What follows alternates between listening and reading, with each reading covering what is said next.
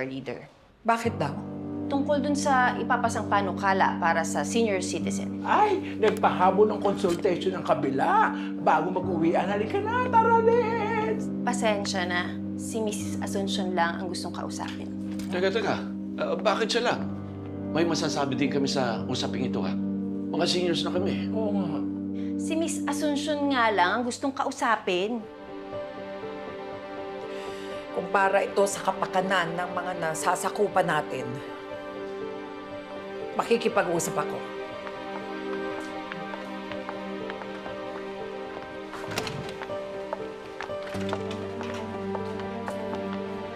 Ano pa hinihintay mo?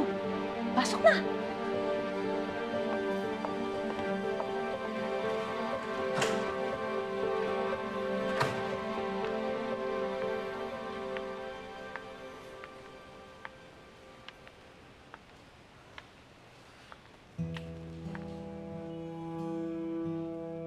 Gustavo, hindi ikaw ang sadya ko.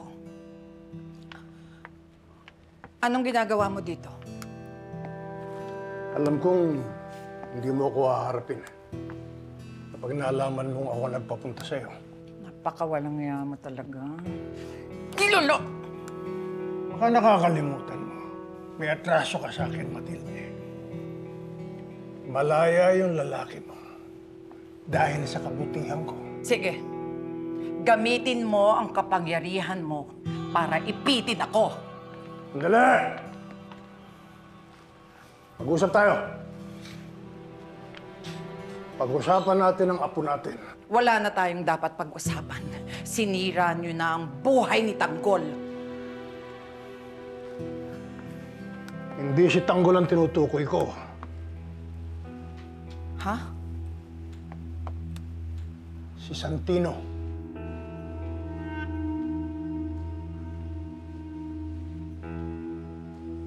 Santino! Saan ka ba galing? Kanina pa kita hinahanap eh. Nag-uusap kami ni Lolo. Kakwentuhan kami tungkol sa pamilya ko. Bigla ko nga silang na-miss eh.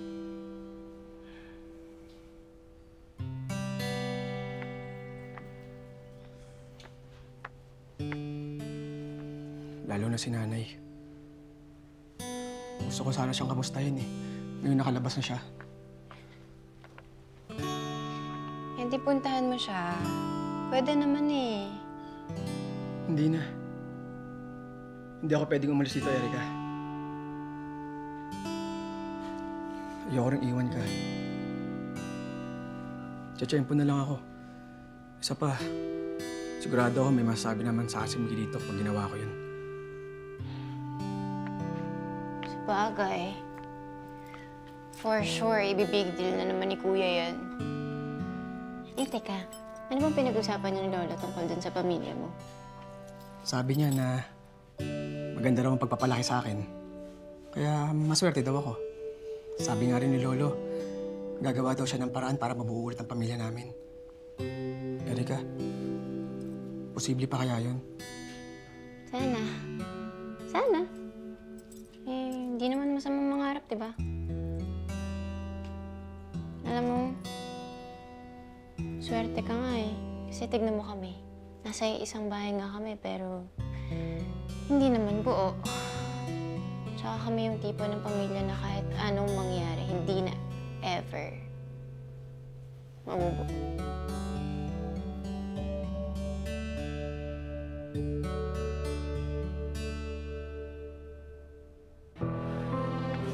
Huwag na huwag mo sasaktan si Santino! Hindi ko siya sinaktan o kung anumang gagawin masama sa kanya. Katunayan, akong nag-aalaga kay Santino. Sa akin siya nakatira. Binuntis niya ang apo ko na sarili niyang pinsan. Ano? Nagkakilala ang mga bata na hindi nila alam na magkadugo sila. Yan ang resulta ng pagtatago mo sa akin. Ang paglilihim mo ng katotohanan tungkol sa pamilya natin. Hayop ka talaga! Ako pa ngayon ang sinisisi mo! Kung nirespeto mo ako, hindi mangyayari ito! Nagkaanak ka sa akin dahil akin ka. Akin! Kung noon pa, tinanggap mo na sana yan. At hindi ka nagtago sa akin. Imaayos mo buhay mo. Impyerno ang mundo ko sa'yo, Gustavo! Hindi! Paraiso ang buhay na tinakasan mo. Pero may pagkakataon ka pa. May pagkakataon ka pa para baguhin mo ang pagkakamali mo. Sumama ka sa akin. Kasama si Marites. Kasama si Tanggol. Hindi! Hindi ako sasama sa'yo! Matilde! Matilde!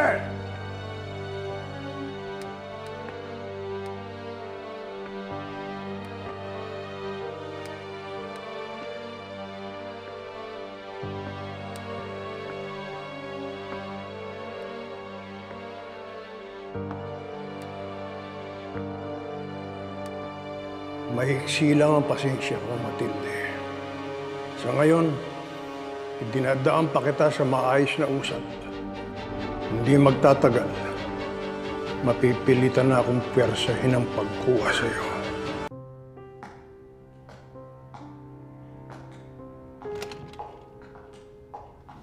Uuwi na po kayo doon, Gustavo? Umaasa ako na hindi makakarating sa pamilya ko ang pagpunta ko rito. Opo. Makaasa po kayo.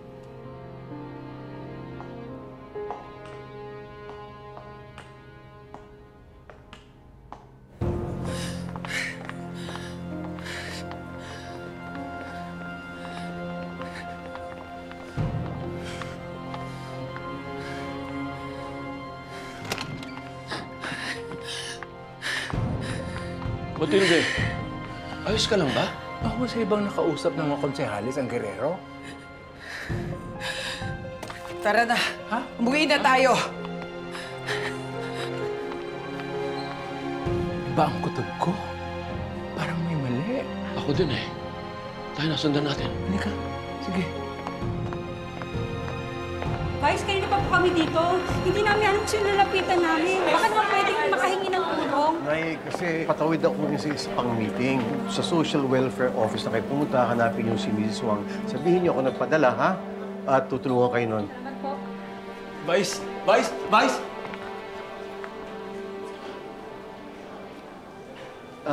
Kung kailangan niyo ng tulong, mas mabuti doon ka sa Social Welfare Office pumunta.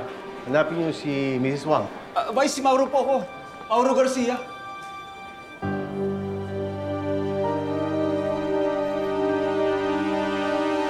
Mayor, kumusta naman lakad mo? Ito na po yung galing kinatwaso. Para sa'yo. Salamat po, Mayor.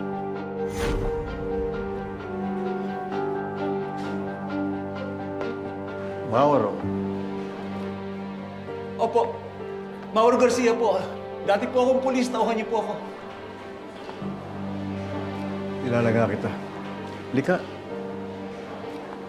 Anong may tutulong ko sa'yo? Vice, pasensya na po. Kailangan ko lang talaga ng tulong. Buti nga ho, natsyempohan po kayo eh.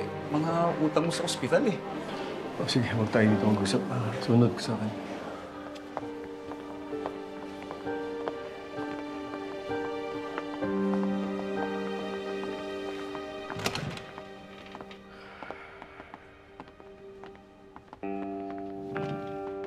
Pasensya na at hindi kita namukaan. Vice, kung meron kayong dapat ihingi ng pasensya, hindi po yun. Vice, pasensya na. Masakit pa rin kasi sa akin yung nangyari. Para sa'yo. Salamat po, Mayor. Punta mo sa Ramirez. Ramirez, kung paldot-paldot negosyo mo At paalala mo sa kanya na 2 buwan na siyang delayed. Ikaw na bahala. Ngayon kung pasok na yung kontrabando, baka gusto mo pumili ng mahaba, pakonsuelo ko sa'yo. Hindi na. Ito nga pala 50 million para kay Mayor. Mabuti naman maaga na kayo magbayad ngayon. Ikaw, Garcia, mag-iingat ka. Hindi tayo pwede sumabit dito. Taas ang kamay! Walang kikilos na masama!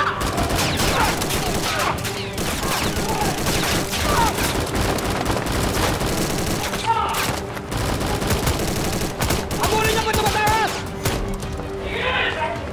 Sige na, sige! Susuko ako! Susuko na ako! Pusasin niyo!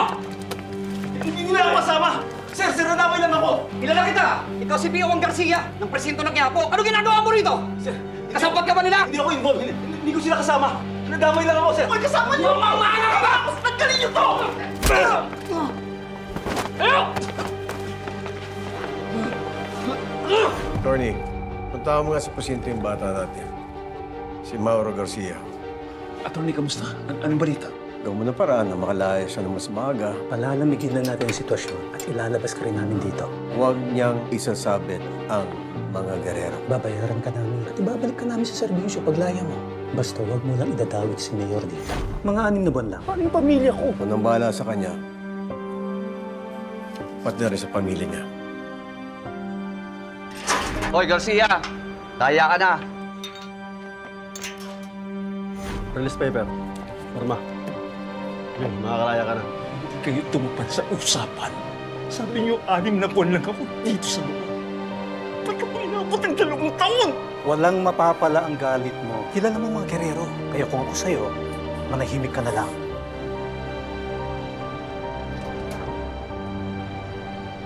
Pinangako niyo po sa akin na hindi ako magtatagal sa loob eh. At mababalik ako sa pagkapulis ko.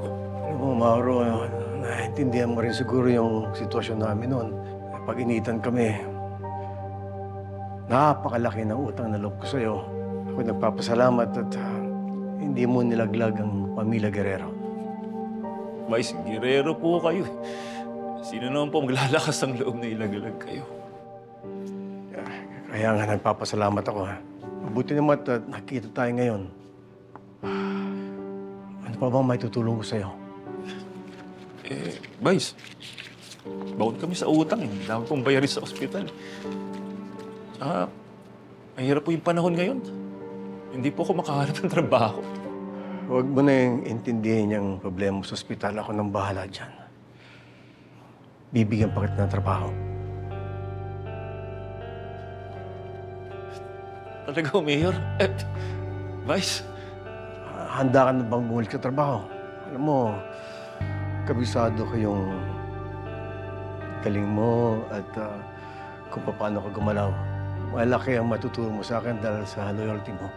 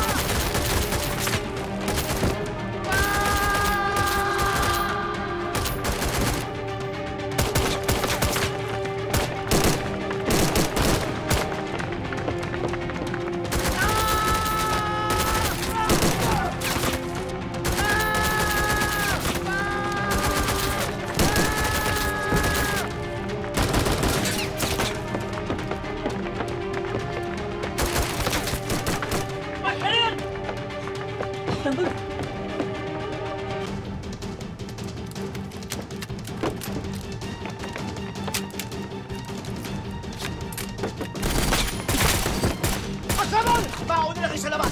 Kami na magliligaw sa mga ito! Go! Dito! Dito!